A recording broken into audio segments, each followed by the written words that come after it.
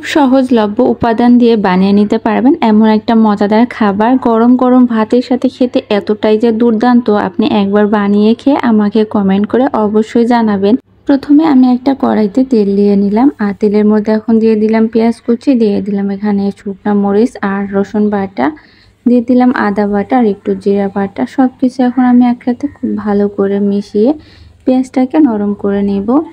পেঁয়াজটা যখন নরম হয় এরকম তেল ছেড়ে আসবে, এখন আমি এখানে গুঁড়া মশলা অ্যাড করব।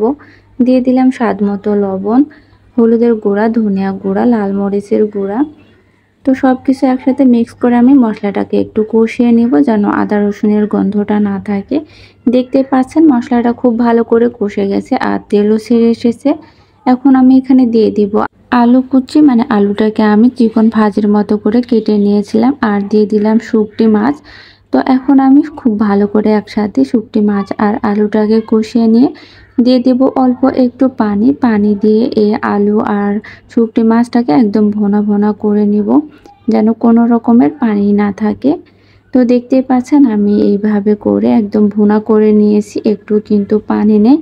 এই অবস্থায় এখন আমি দিয়ে দিব উপর থেকে কিছুটা রসুন কুচি, আবারও কিছুটা পেঁয়াজ কুচি, আর এই পেঁয়াজ আর রসুনটাকে দিয়ে আবারও খুব ভালো করে 5 মিনিট মতো আমি রান্না করে নিব।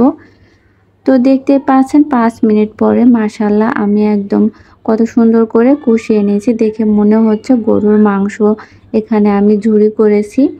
তো এখন আমি আপনাদের পরিবেশন করে দেখাচ্ছি গরম গরম ভাতের সাথে। এটা খেতে কিন্তু দুর্দান্ত।